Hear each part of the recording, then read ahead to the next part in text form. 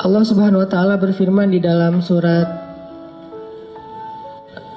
kalau tidak salah, Al-Ma'arij, innal insan khuliqa halu'a idza massahu syarr jazua wa idza massahul khair manu'a. Manusia itu labil. Idza massahu syarr jazua wa idza massahul khair manu'a. Emang kayak gitu, manusia itu labil. Terus recovery kelabilannya tuh kayak gimana? Ternyata recovery itu akan cepat dan bertahan kalau kita belajar, yakin, dan berpegang teguh kepada Allah. Cepat recovery-nya, teman-teman. Para sahabat Nabi itu, gimana pun mereka soleh, mereka tetap manusia, kadang emosional juga. Tapi recovery-nya cepat. Contoh, Abu Bakar pernah sakit hati sama keluarganya, ada saudaranya yang memfitnah Aisyah. Dia nuduh Aisyah itu selingkuh. Sakit hati kan Abu Bakar? Akhirnya karena Abu Bakar sakit hati, Abu Bakar pun bersumpah. Abu Bakar posting juga, kata Abu Bakar, demi Allah, saya nggak bakalan ngasih lagi pertolongan dan bantuan kepada orang itu selama-lamanya. Kenapa? Udah terlanjur sakit hati sama dia. Bersumpah Abu Bakar, nggak akan nolongin dia lagi. Ternyata Allah komen di postingan itu. Apa komenan Allah? Janganlah seseorang yang diberikan kelebihan harta di antara kalian, surat An-Nur, bersumpah untuk tidak membantu saudaranya. Maafkanlah, berlapang dadalah. Tidak sukakah kalau kamu Allah mengampuni dosa-dosamu? Ala tuhibbuna ayyaghfirallahu lakum? Akhirnya ketika Abu Bakar baca komen ini, astagfirullahaladzim, langsung Abu Bakar delete postingannya. Posting baru, mulai sekarang saya akan bantu dia 2 kali lipat. Allah langsung first like ya. Itu yang terjadi di dalam surat An-Nur. Kenapa Abu Bakar sedih? Karena beliau manusia. Kenapa Abu Bakar sakit hati? Karena beliau manusia. Sesoleh apapun tetap aja dia manusia. Cuma recovery-nya cepat. Kenapa? Karena berakatnya dengan Allah, bukan dengan makhluk. Kalau kita berakat dengan makhluk, susah recovery-nya. Tergantung orang itu. Kalau kita berakat dengan Allah, cepat recovery-nya. Karena Allah Rahimun, Rahmanun, Karimun, Jawadun. Allah itu maha baik. Misalnya kita marah sama orang lain, terus kita maafin dia. Apa akad dengan Allah? Nanti Allah maafin saya. Makin besar dosa orang yang kita maafin, makin besar dosa kita yang dimaafin sama Allah. Dosa apa yang paling besar yang dilakukan seseorang kepada kita? Tadi ditikung. Ustadz, nggak mudah Ustadz maafin yang kayak gitu-gitu Ustadz. Saya tuh udah berusaha ya selama 5 tahun. Di tahun ke-5 ternyata gagal gara-gara dia. Padahal dia datangnya cuma beberapa bulan terakhir. Kenapa bisa nikung? Dia teman curhat kita. Kita curhat ke dia, ternyata dia dapat info dari kita, dia jalan duluan. Kan sakit banget tuh. Makin sakit, makin berat, makin besar dosa yang kita maafin dari orang lain, berarti makin besar dosa kita yang dimaafin sama Allah. Minimal 10 kali lipat. Itu akadnya, sehingga jadi ada motivasi untuk memaafkan orang. Ya udah deh, saya maafin biar Allah maafin saya. Emangnya kita nggak punya dosa? Kalau kita mau ngitung dosa kita, nggak usah jauh-jauh. Dosa sholat aja kita udah banyak tuh. Kita udah ninggalin sholat sejak kita balik usia 12 tahun. Kan kita dulu sering ngerasa 12 tahun itu masih anak kecil ya, sehingga sholat suka belang-belentong gitu, nggak rapi. Kadang sholat, kadang enggak. Yang rajin cuma sholat maghrib doang ya. Isya subuh udah kelewat. Terus pas udah ABG dikit, usia 17 tahun masih sholat, cuma sering menjamak. Subuh dijamak dengan duha misalnya. Sholat juga subuh, tapi jamak. Dan itu istiqomah banget loh. Jadi dari bab sholat aja kita udah bermasalah, udah banyak dosa nih. Gimana mau amal-amal yang lain? Berarti caranya gimana? Maafinlah kesalahan orang yang lain supaya Allah maafin kesalahan kita. Akadnya sama Allah, recovery-nya gampang.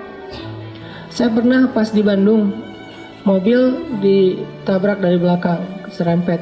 Akhirnya penyok dan agak rusak. Terus orangnya marah duluan. Mungkin cara dia marah duluan biar ketahuan bahwa kita yang salah. Dia turun langsung marah-marah. Saya bilang, tenang aja, jangan marah-marah, kita selesaikan baik-baik. Akhirnya dia agak down dikit, agak nyaman dikit, ngobrol, tapi tetap aja keras, nggak mau. Dan pas gini dia nunjukin kartu bahwa dia anggota. Nah, karena dia anggota nggak mau ribut, ya udahlah, saya ganti rugi 2 juta. Pas sudah ganti rugi 2 juta dia pergi, saya berdoa, Allahumma ajurni fi musibati wa akhluf li khairan minha. Ya Allah, saya dapat musibah nih, beri dong ganti yang lebih baik darinya. Tinggal minta aja sama Allah kan. Akhirnya yang tadi kita udah kayak ngerasa sedih banget gara-gara kita udah mobilnya rusak, harus bayar ganti rugi orang lain yang salah lagi tuh, karena dia mungkin pakai kekuasaannya daripada nanti rame dan makin besar, habisnya udahlah 2 juta, tapi minta ke Allah gantinya 20 juta, lebih baik dari yang kita berikan.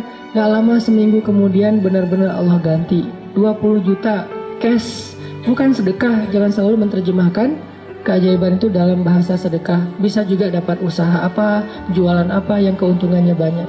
Kayak saya dulu di Mesir jualan bakso. Kalau ada acara-acara kayak gini nih, ini saya ngeliat teman-teman di Jepang kayak nostalgia lagi kondisi dulu di Mesir ya. Lagi ada acara mahasiswa Indonesia di sana, namanya PPMI gitu. Saya jualan bakso, tapi saya nggak bisa bikin bakso, teman yang jualan. Terus saya bilang, ya udah kita bagi hasil aja ya, bagi 2, kamu 30%, saya 70 gitu. Dia mau, alhamdulillah dia bikinin, terus saya ini jual. Terutama buat acara mahasiswa Malaysia. Kenapa? Karena menurut saya orang Malaysia nggak bisa ngebedain bakso yang enak sama yang enggak. Soalnya di Malaysia nggak terlalu banyak kan. Kalau di Indonesia kan banyak tuh bakso. Akhirnya jual ke Malaysia. Nggak terlalu enak juga, mereka, wah enak Pak Cik, tak apa-apa gitu ya. Udah jualan. Kalau orangnya enakan. Orangnya nyaman gitu, saya kasih baksonya banyak. Kalau orangnya mukanya agak-agak kurang nyaman, kasih aja 2 lah. Nggak usah banyak-banyak datang. Pak Cik, mau bakso? Oh ya, kasih 10. Datang lagi, diam-diam, mau apa? Bakso, kasih 2. Pas, kok beda? Beda banget ya. Wajahnya beda gitu. Kalau yang datang mace 15 lah gitu ya. 15 mace, 15 mah. Untung nggak? Untung tetap alhamdulillah. Jadi kenapa? Karena kita berakatnya ke Allah. Kalau hilang sesuatu, Allah yang ganti. Saya pernah mau acara sholat tahajud malam-malam. Acaranya jam 2 malam, saya baru bangun jam 2. Telat kan, akhirnya panik, nyamber HP, jatuh, pecah layar depannya, udah nggak bisa kepake. Itu HP sekitar harga 2 juta lah. Jatuh, langsung, ya Allah beri saya ganti yang lebih baik. Ya ini juga jatuh bukan apa-apa ya, karena pengen tahajud, pakai diomongin lagi. Terus berangkat nih, pulang-pulang jam 10 pagi Allah ganti dengan, waktu itu baru keluar tuh Note 5, harganya 10 juta. Diganti cash. Kadang Allah nggak gantinya dalam bentuk fisik, dalam bentuk nominal, dalam bentuk sesuatu yang materi, tapi diganti dengan yang lain, kebahagiaan. Mungkin kita kehilangan sesuatu, hilang motor, tapi dapat jodoh. Mau mana? Pilih yang mana?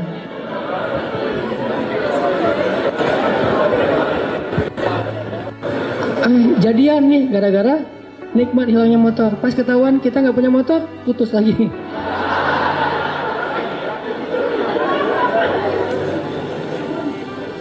Belajar berakad sama Allah teman-teman, itu rahasia kalau kita pengen. Karena Allah itu nggak pernah, pertama ingkar janji itu nggak pernah. Innallaha la yukhliful mi'ad, nggak pernah ingkar janji. Kedua, Allah itu nggak pernah misalnya, maaf ya lagi sibuk, nggak ada tuh. Kita WA Allah terus nggak dirit, itu nggak ada ceritanya. Contreng 2 sih, cuman nggak biru-biru, nggak dirit lama gitu. Allah ngapain sih online berkali tapi yang saya mah nggak dirit misalnya. Itu manusia banget. Allah nggak kayak gitu. Kita baru nulis, ngirim, Allah langsung typing. Bukan cuma dirit, langsung bales. Nggak mungkin Allah tuh ngebiarin kita minta terus nggak dibayar, nggak dibales lama. Nggak mungkin. Dan nggak mungkin juga Allah misalnya habis pulsa, habis kuota, itu nggak ada. Ala kulli syai'in qadir, maha kuasa atas segala sesuatu. Jadi kayaknya paling nyaman berakad itu sama Allah. Cuman kita harus ngerti cara Allah bermuamalah dengan kita. Tidak selalu materi, karena buat Allah materi itu nggak berharga banget. Kalau seandainya berharga, pasti Allah ngasih semua kita kekayaan. Tapi ternyata orang soleh nggak semuanya kaya. Tapi orang soleh itu rata-rata, bukan rata-rata, semuanya bahagia. Makanya tadi subuh saya cerita ada teman misalnya, baru hijrah, dia bilang gini, Ustadz, kenapa ya sejak hijrah hidup saya agak-agak kayak rezekinya jadi seret gitu, jadi susah. Gimana ceritanya? Iya, saya udah dulu mah lancar, sekarang malah jadi susah. Saya bilang, enggak. Karena buktinya kamu hijrah juga karena kebanyakan hutang kan. Berarti selama ini sebelum hijrah nggak lancar rezekinya, yang lancar hutangnya.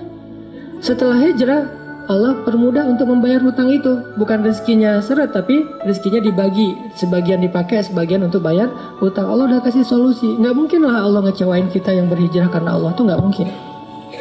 Jangankan Allah nih, Nabi Muhammad aja nggak pernah membiarkan ada yang datang ke beliau ditolak dalam keadaan nggak dikasih apa-apa, itu nggak ada. Semua yang datang ke Nabi meminta sesuatu, pasti pulangnya membawa sesuatu. Apa aja? Pernah Nabi lagi jalan pakai baju baru gitu, baru dikasih sama Raja Khurasan, kasih baju. Bajunya warna merah, bukan gamis ya, baju biasa warna merah, dipakai sama Nabi. Terus dilihat sama orang miskin, sahabat ngomongnya, Muhammad, itu baju bagus juga ya gitu. Nabi pas diomongin kayak gitu, Nabi tanya, kenapa mau gitu? Mau. Dibuka sama Nabi, Nabi pulang nggak pakai. Dan Nabi juga kalau pulang nggak pakai baju masih keren ya, six pack gitu. Kita nggak pakai baju zero pack kan agak-agak gimana gitu kan ya. Kan perut Nabi itu six pack kata sahabat, seperti batu yang tersusun kan. Itu karena mungkin beliau bukan nge-gym sih, sering naik kuda, itu kan kayak orang bisa seluruh tubuhnya tuh gerak, akhirnya bagus badan Rasulullah. Nabi nggak pernah mau ngecewain orangnya. Terus Nabi jalan pakai syalnya syal baru gitu. Untungnya nggak pakai kupluk baru ya, pakai syal doang gitu. Datang orang Badui, ditarik syalnya, dilepas sama Nabi, dikasih. Ada yang datang ke Nabi, ke Aisyah misalnya, Aisyah tuh cuma punya 3 butir korma, dari pagi belum makan. Untuk sahur aja nggak dimakan karena pengen dipakai untuk buka puasa hari itu. Datang satu orang ibu dengan 2 anaknya, karena lapar bilang, Aisyah saya belum makan dari pagi. Aisyah langsung ngambil ngasih. Jadi nggak makan sahur, nggak berbuka puasa. Kenapa? Karena sifat Nabi itu tidak ada yang datang kepada beliau pulang dalam keadaan tangan kosong. Itu nggak ada. Nabi aja kayak gitu, apalagi Tuhannya Nabi, Allah Subhanahu Wa Taala. Nggak ada yang datang kepada Allah pulang dalam keadaan kecewa, itu nggak ada. Kalau dia kecewa, berarti dia nggak ngerti cara berakad sama Allah. Dia salah paham dengan cara-cara Allah. Kalau dia ngerti Allah, gak bakalan kecewa. Dia tahu banget Allah maha baik, Allah yang selama ini nolongin saya, Allah yang menyelamatkan saya. Alam yajidka yatiman fa'awa, wa wajadaka dhallan fahada, wa wajadaka ailan fa'aghna. Dan Allah itu tergantung prasangka hambanya kepada Allah. Kalau kita berprasangka baik, Allah akan ngasih apa yang kita persangkakan 10 kali lipat lebih baik. Kalau kita berprasangka buruk, maka Allah seperti yang kita prasangkakan. Jadi tergantung kita nih, mau gimana, mau dapat nikmat, ya udah, Allah Maha Pemberi nikmat.